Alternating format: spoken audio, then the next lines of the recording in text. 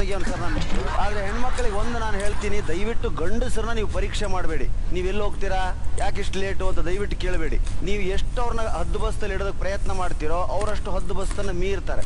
ನೀವು ಸುಮ್ಮನೆ ಇರಿ, 9 ಗಂಟೆಗೆ ತಪ್ಪಾಗಿ ಮನೆಗೆ ಬರ್ತಾರೆ. ಏನೋ 9 ಗಂಟೆಗೆ ಮನೆಗೆ ಬಂದ್ವಿ ಅಂದರೆ 11ಕ್ಕೆ ಬರ್ತೀನಿ ನೋಡು ಅಂತಾರೆ. ಅದಕ್ಕೆ ನೀವು ಸುಮ್ಮನೆ ಇರಬೇಕು.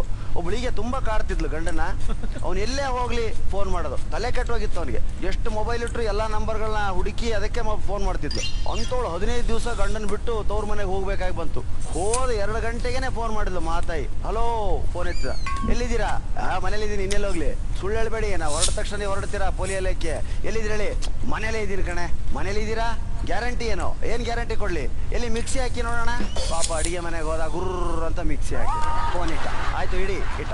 ತಿರ್ಗಾ 4 ಗಂಟೆಗೆ ಮತ್ತೆ ಫೋನ್ ಮಾಡಿದ್ಲು. ರೀ ಎಲ್ಲಿದ್ದೀರಾ? ಮನೇಲಿದ್ದೀನಿ ಕಣೆ. ಸುಳ್ಳು ಹೇಳ್ಬೇಡಿ, ಮಿಕ್ಸಿ ಹಾಕಿ ತಿರ್ಗಾ ಮತ್ತೆ ರಾತ್ರಿ 9 ಗಂಟೆಗೆ. ಹಲೋ ಎಲ್ಲಿದ್ದೀರಾ? ಮನೇಲಿದ್ದೀನಿ ಕಣೆ. ಅಯ್ಯೋ ಸುಳ್ಳು ಹೇಳ್ಬೇಡಿ, ಮಿಕ್ಸಿ ಹಾಕ್ಲಾ? ಮಿಕ್ಸಿ ಹಾಕಿದ. ದಿವ್ಸಕ್ಕೆ 3 ಸಾರಿ ಫೋನ್ ಮಾಡೋದು, ಮಿಕ್ಸಿ ಹಾಕೋದು, ಫೋನ್ ಮಾಡೋದು. 15 ದಿವಸ ಆಯಿತು ಸ್ನೇಹಿತರೆ. ತವ್ರ ಮನೆ ಮುಗಿಸ್ಕೊಂಡು ಹೆಂಡ್ತಿ ಮನೆಗೆ ಬಂದ್ಲು. ಗಂಡ ಮನೇಲಿಲ್ಲ. ಮಗ ಕೂತಾನ ಕಟ್ಟೆ ಮೇಲೆ. ಏನೋ ಎಲ್ಲಿ ನಿಮ್ಮಪ್ಪ? 15 ದಿವಸ ಆಯ್ತಮ್ಮ ಮಿಕ್ಸಿ ತಗೊಂಡು ಎಲ್ಲೇ ಹೋಗವನ.